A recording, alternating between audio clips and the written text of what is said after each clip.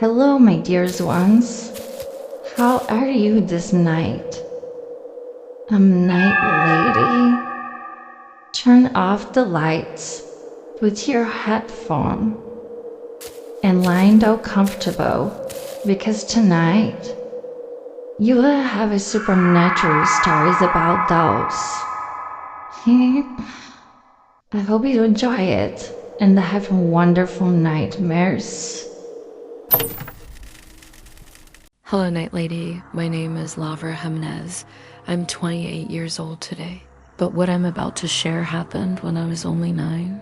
During one of the darkest periods of my life. At that time, my world was collapsing silently, piece by piece. My parents were caught in a violent and heartbreaking divorce. Every argument, every slammed door, every silent dinner carved invisible scars into my heart. I was too young to understand the complexities of betrayal, but old enough to recognize the raw sadness. Clinging to my mother's every breath and the cold distance in my father's eyes, he left home without warning. And shortly after, there was someone else, a woman who smiled too much and said too little. She became my stepmother. And from the very beginning, I knew she didn't like me. She treated me with a sort of polite cruelty, always just enough to make me doubt whether it was real or my imagination. She rarely spoke to me unless it was necessary. And when she did, her voice had the warmth of an icy river. So when she handed me a gift one weekend, I was shocked. It wasn't my birthday. It wasn't Christmas. She bent down, forced a smile, and placed the doll into my hands. "This is Olali," she said, her voice soft and measured. "She be your new friend." I looked down. Olali was perfect, porcelain skin, deep brown glass eyes framed by delicate lashes, a lace dress that shimmered faintly under the light, tiny golden shoes on her delicate feet. Her beauty was almost unnatural, too flawless to belong to the human world. But the moment my fingers brushed her dress, a shiver tore through me, as if I just touched a corpse pulled fresh from an icy river. Still, I smiled and clutched her to my chest. Children, after all, are taught to be polite, especially when surrounded by unfamiliar hostility. The entire weekend, I kept Olali close, showing gratitude I didn't feel, pretending everything was fine. That night, as I cradled her in bed, I felt an overwhelming sense of being watched, not the silly, imaginative fear of a child afraid of the dark. No, that it was deliberate. Targeted. As if someone or something was studying me, memorizing every breath, every heartbeat. The first nightmare came quickly. I found myself standing in a vast, empty field, the grass black and brittle beneath my feet. In the distance, I saw hundreds of children standing silently, their faces blank, their eyes hollow. They pointed at me, their mouths stretching open impossibly wide in soundless screams. I woke up gasping for air, clutching Olali so tightly that her porcelain arm creaked under the pressure. From that night onward, the house changed. At first, it was small things, a cold draft slipping under the doors, even when the windows were shut tight, the faint scent of burnt sugar and rotting flowers, lingering in my bedroom at night. Olali, who I placed on my bedside table, would be found sitting on the dresser across the room come morning. Once, I woke to find her perched on my pillow, her cold glass eyes inches from my face. Each night, I told myself it was a dream. Each morning, I tried to forget. The whispers started the second week, soft at first, barely louder than a breath, little voices giggling just beyond the reach of my hearing. Sometimes they would call my name, dragging it out into something unrecognizable. One night, I woke up freezing, despite the thick blankets piled over me. I opened my eyes to find Olali standing upright on the floor beside my bed, staring up at me with her unblinking gaze. I told myself it had to be sleepwalking. I told myself there had to be a logical explanation. But deep inside, I knew something was very, very wrong.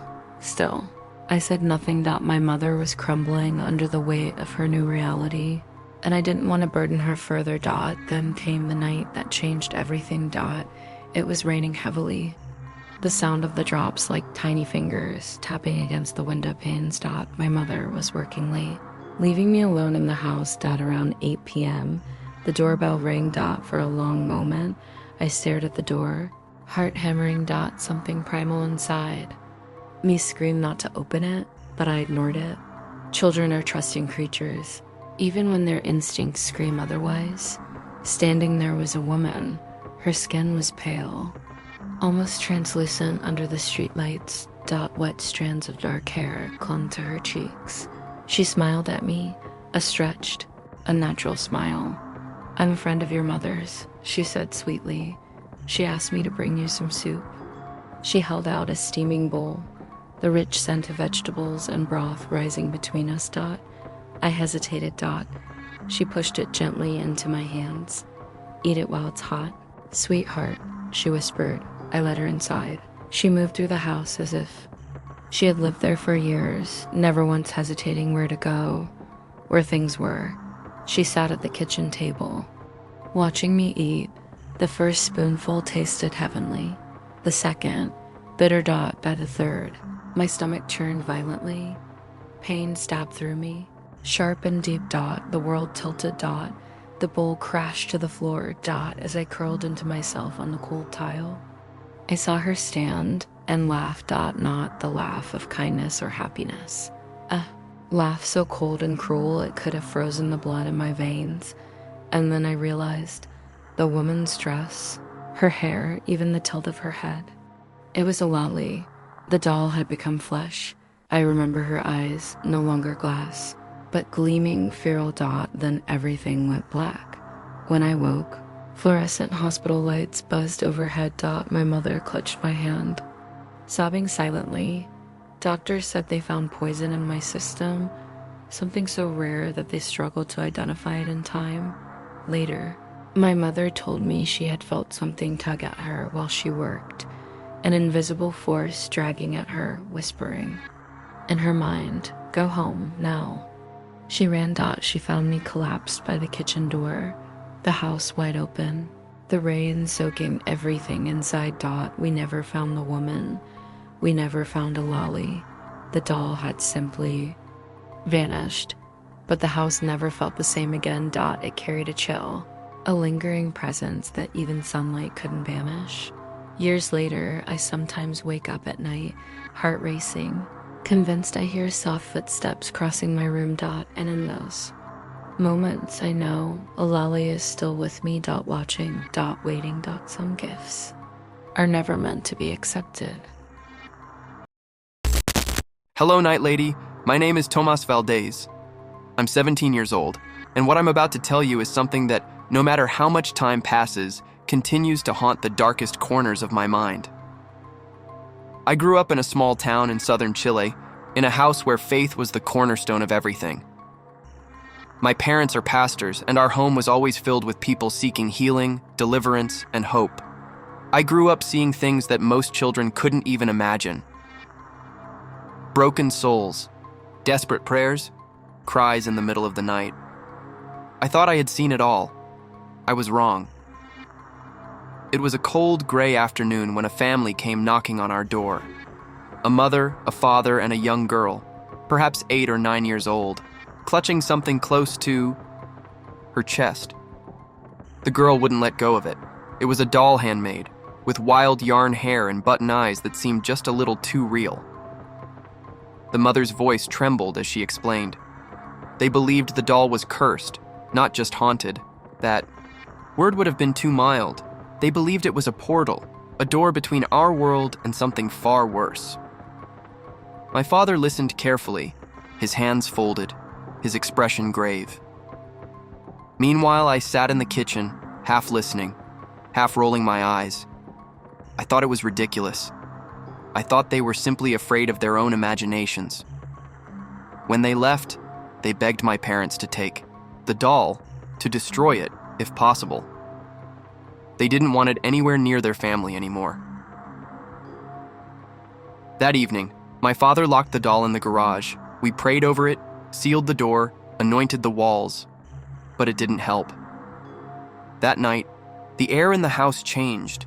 It wasn't just colder, it was heavier, as if the air itself thickened, pressing against your skin. Lights flickered, shadows seemed to move on their own, and then the doll began to move.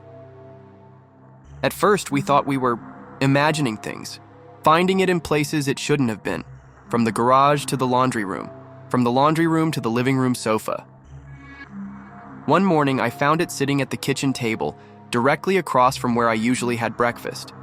Its button eyes stared into mine, unblinking. My father accused me. I accused my mother. But deep down, we all knew the truth. None of us had moved it. It had moved itself. Within days, the house became a battlefield. Strange smells filled the air. Sulfur, rot, the unmistakable scent of something old and dead. Doors slammed themselves shut. Windows rattled even on calm, still nights. And worse, the shadows grew bolder. Sometimes, out of the corner of my eye, I would see things moving, small, hunched shapes darting across the hallway, long, spindly fingers curling around door frames. Once, late at night, I woke up to find my bedroom door ajar. Standing there, halfway between the door and my bed, was the doll. Not sitting, standing. Her yarn hair twisted around her face. Her arms dangled at unnatural angles, and her button eyes glistened in the moonlight. I froze, too terrified to move. After what felt like an eternity, she toppled forward, crashing to the floor in a lifeless heap. I wanted to believe it was all in my head. I wanted to rationalize it away. But the evidence mounted too fast. The final straw was the night of the fire, or rather, the attempted fire. My father, desperate, decided to burn the doll. He drenched it in gasoline, set it ablaze behind the church. The flames roared high, and then, suddenly, died. The doll sat there, untouched. The gasoline puddled harmlessly around her. That's when we realized we weren't dealing with something natural. We were dealing with something ancient, something that laughed at our attempts to fight it. And then came the worst night. It started with a whisper, soft, like a breeze under the door. I opened my eyes and saw the doll sitting on the chair in the corner of my room. Slowly, she slid down onto the floor. She began to move, jerking awkwardly, crawling across the carpet. Couldn't scream, my voice was trapped inside me, strangled by pure terror. She stopped halfway across the room, then her torso began to split. Not tear, split, as if invisible hands were peeling her apart. Inside her chest was not stuffing, not cloth. It was a swirling black vortex, pulsing and spinning. From it, tendrils of darkness spilled into the room, clawing at the walls, at the floor, at my bed. The sulfur stench hit me like a hammer. I gagged, tears streaming from my eyes. Voices whispered from the void, cries for help, screams of rage, moans of endless suffering. I was paralyzed, helpless as the darkness filled the room. Just when I thought I would be swallowed whole, the vortex snapped, shut with a deafening clap. The doll collapsed, limp. I bolted from my bed, racing into my parents' room. When my father saw the look on my face, he didn't ask questions. He grabbed the doll, wrapped it in chains, and locked it inside a reinforced room at the back of the church. There, he anointed it daily with oil and water, reciting prayers until he found someone willing to take it far away. A priest from another town came, someone who specialized in these things. He promised to deal with it. We never saw the doll again. But the house never fully recovered.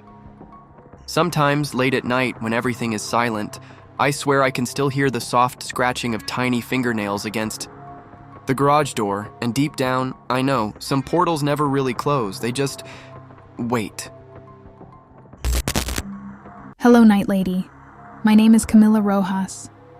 I'm 26 years old now, but there are moments when I still feel like that terrified 6-year-old girl who lost everything in the blink of an eye.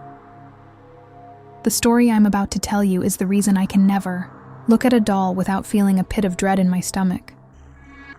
It's also why I will forever believe that there are things in this world that defy any human logic. It all started one morning, a perfectly ordinary morning.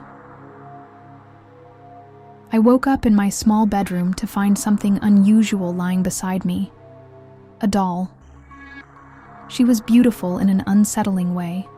Delicate porcelain face, tiny rosebud lips, golden curls that shimmered under the sunlight. Her dress was exquisite, layered in lace and pale blue ribbons. Her eyes were the most captivating part. Large, glassy, and almost human. I sat up slowly, staring at her. I didn't remember getting a doll. It wasn't my birthday. It wasn't Christmas. Assuming my parents had surprised me, I rushed to the kitchen, clutching the doll, excitement bubbling inside me. "Thank you for the doll," I chirped. My parents exchanged a puzzled glance. "What doll?" my mother asked, frowning. I showed them Jennifer. That's the name that popped into my mind immediately, as if whispered directly into my ear. They looked at each other again, more worried now. "We didn't give you a doll, Camilla," my father said. "And nobody came by yesterday." I insisted. They got angry. My mother even accused me of stealing it from a neighbor, which led to a harsh punishment. But deep down, I knew the truth. Jennifer had simply appeared. From that day on, she was always with me. I carried her to the living room, to the backyard, even to bed. And at first, I loved her in the pure way only a child can love. But things changed quickly. The first time I heard her voice, I thought, I was imagining things. I was brushing her hair when I heard it.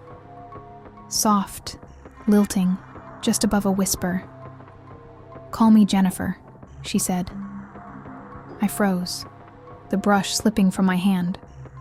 I told myself it was my imagination. Maybe I'd said it out loud and forgotten. But the more time passed, the more Jennifer spoke. Not in front of others, only when we were alone. At first her words were sweet, compliments, jokes, little secrets. Then, they became darker. She started telling me horrible things about my family. "Your mother doesn't love you," she hissed one night as I lay in bed. "Your father is going to leave." She claimed to know things no child should know.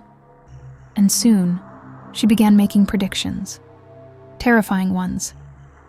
She warned me the day before my mother had a minor car accident. She told me to be careful, or I would break my arm. And that very afternoon, playing in the street, I fell and fractured it. Each time she predicted something horrible, it came true. I should have thrown her away. I should have told someone. But I was a child, and a part of me, a terrified, desperate part, believed that, as long as I kept Jennifer close, she would protect me. I was wrong. It all culminated one hot afternoon.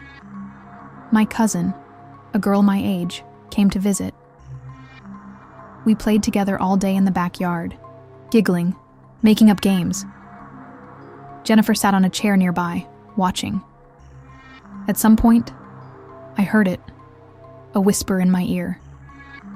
"I came for you," Jennifer said, her voice softer than silk. "But now, I want her." I froze. A chill slithered down my spine, despite the sweltering heat. "What do you mean?" I whispered back. No answer. Just a sense of something shifting, something unseen and hungry. I needed to go to the bathroom. I asked my cousin to stay put, promising I'd be back quickly. I ran, inside, but an unease gnawed at me the entire time. I rushed back outside within minutes, and found nothing. The backyard was empty. My cousin was gone. Jennifer was gone. Panic gripped me. I screamed for my parents, for anyone. We searched everywhere, the yard, the house, the street. We called the police. Neighbors joined the search. Nothing. No footprints. No signs of struggle. No trace at all. It was as if they had both been swallowed by the earth itself. The police treated it as a typical missing child case, but they never found a single clue. Not a piece of clothing. Not a thread from Jennifer's dress. My cousin simply disappeared. For years, my family clung to the hope that she would be found, that she had wandered away and survived. But deep down, I knew. I knew Jennifer had taken her somewhere far beyond the reach of search parties and flashlights. Some nights, even now, I dream of Jennifer. She stands at the edge of a vast black ocean, holding my cousin's hand. Both of them stare at me, waiting, calling, and I wake up gasping for air, heart pounding so hard it feels like my chest will split open. I never saw the doll again, but sometimes late at night, I hear whispers. Soft, teasing. Come play with us, Camilla. And I wonder if one day, I'll wake up to find Jennifer beside me once more, waiting to finish what she started. Hello, Night Lady. My name is Rafael Mora. I'm 14 years old, and I study at a very old school here in Portugal, a place where the walls seem to breathe with the memories of everything they've witnessed over the centuries. My school was once a monastery turned into an educational building. Tall ceilings, creaky wooden floors, cold stone hallways. It was beautiful and terrifying at first. I loved it, the history, the old paintings, the endless stories passed from student to student. But that was before the tragedy, before Room 7 became cursed. Several months ago, a girl, a student from a higher grade, took her own life inside that very classroom. It shook the whole school. Teachers walked on eggshells. The administration tried to cover it up. But kids talk. Rumors spread like wildfire. They said the girl had been seeing things, hearing voices, being called by something no one else could see. I didn't believe it until the day I met the doll. You see, because the school was so old, it doubled spaces. In the mornings, older students used room 7. In the afternoons, it was handed over to the little kids, first and second graders. Their toys were kept neatly in a large wooden trunk at the back of the room. Building blocks, puzzles, stuffed animals. And one doll. She was small. Worn. Porcelain. Face cracked slightly at the chin. A faded blue dress. Matted brown hair tied with a limp ribbon. From the moment I noticed her, something about that doll unsettled me. It was irrational, ridiculous even. But every time I caught sight of her, it felt like she was watching. Judging. Some of my classmates joked about her. Others refused to even look in her direction. They said, half laughing, half serious, that the girl who died had been seen playing with the doll in the days before she died, that she talked to it, confided in it. I dismissed it all as typical schoolyard ghost stories until the day we had a special class activity. Our teacher made us move all our desks and chairs to the sides of the room to create space in the center for a team project. As we rushed around, throwing our backpacks into the toy corner, I accidentally bumped into the doll. My skin erupted into gooms. It was like touching a live wire. I snatched my hand back instantly, heart racing. Nobody else seemed to notice. Shaken, I continued with the project, but my mind kept drifting back to that moment. After school, I decided to walk home instead of waiting for my father. I needed the air. But as I walked, something strange happened. I started seeing flashes. Images in my mind that didn't belong to me. A highway, twisted wreckage, screaming sirens, smoke rising into a gray sky. I shook my head, trying to clear it. The next morning, the school was buzzing with news. One of our teachers, our chemistry teacher, had been in a terrible accident. Her car had collided with a truck on a wet highway. She didn't survive. When I heard it, my legs gave out. Because I realized the vision I had wasn't random, it was a warning. And it started when I touched the doll. After that, I avoided room 7 as much as I could. But it wasn't so easy. Whenever I had class there, I felt it, her gaze, the weight of her glassy, cracked eyes following me. Sometimes I would hear faint giggles, like a child's laughter. Even when the room was silent, sometimes my backpack would be moved when I turned away for a second.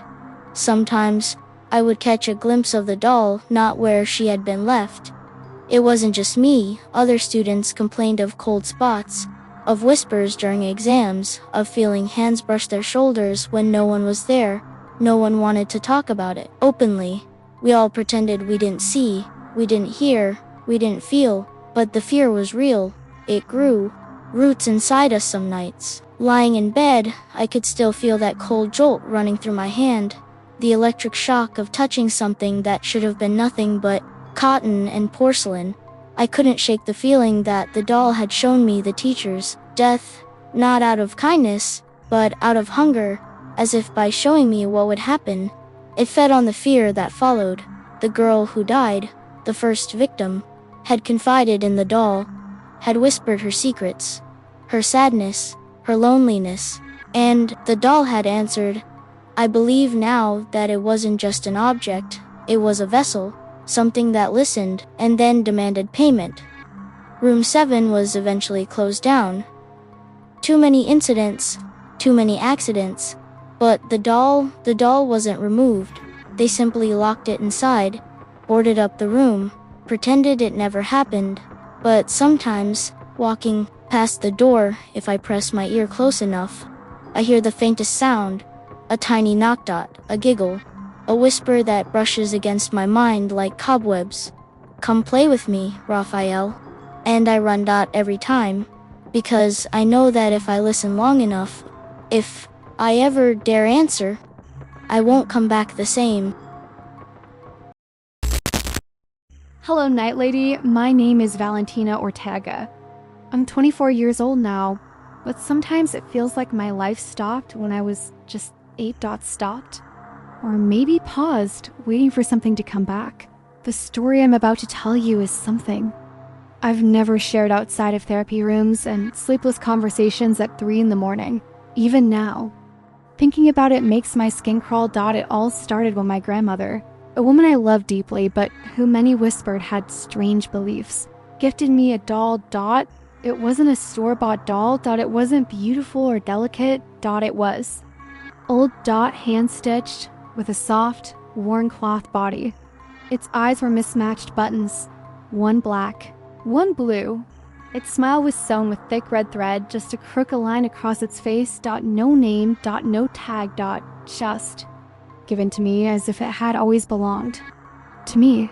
I loved it instantly. Maybe it was the loneliness. Maybe it was the way its crooked smile seemed to say, I understand. I kept the doll close everywhere I went. At school. At home. Even to bed, where I tucked it beside me each night. But almost immediately, the dreams started. Dark, sticky dreams. I would find myself standing in endless corridors where the walls were, breathing in and out, like a living thing.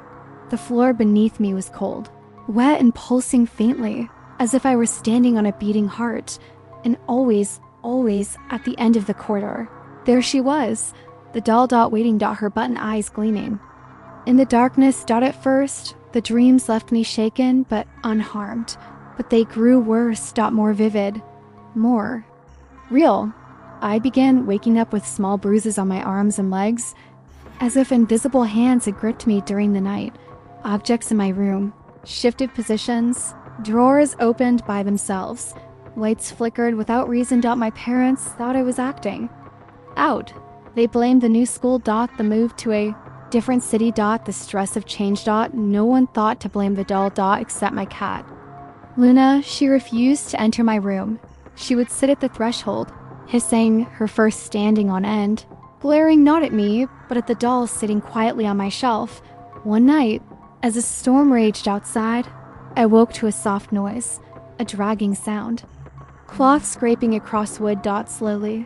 Slowly, I turned my head. The doll was no longer on the shelf. It was standing by my bed. Standing. Its cloth legs twisted and trembling. Barely able to support it. It tilted its head at me as if curious. And then, it smiled.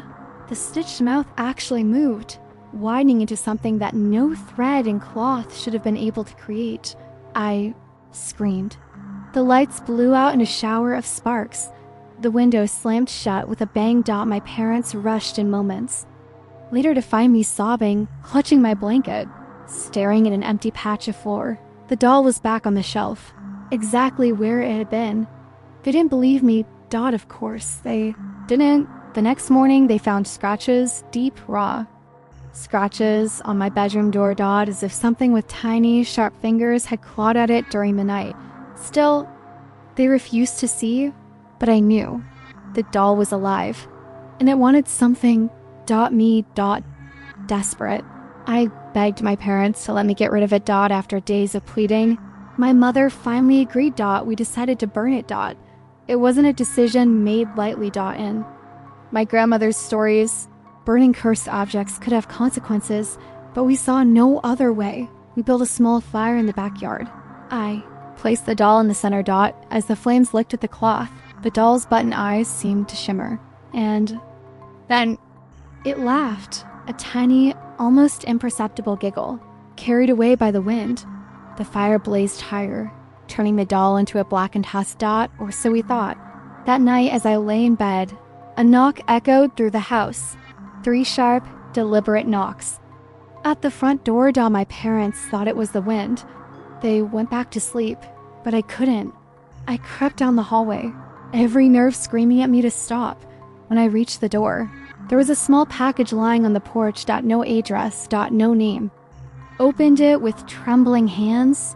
Inside was a single black button. Charred. Still warm to the touch, and a length of burnt red thread, coiled like a serpent. I dropped it and ran. We moved away a month later. A new city, a new school, a new house. But it didn't matter. Some nights, lying in the dark, I hear it. A soft scraping sound across the floor. A whisper brushing against my ear. Sometimes, I wake to find small bruises blooming on my skin. Sometimes, I find the closet door slightly ajar, even though I know I closed it. And once, just once, I saw it. A flash of faded cloth. A glimpse of mismatched button eyes watching from the shadows. Waiting. No name. No warning.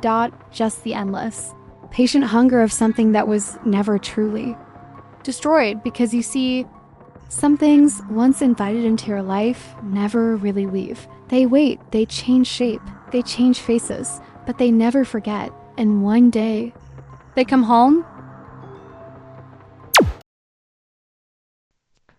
So, my dears, those were the stories of the night.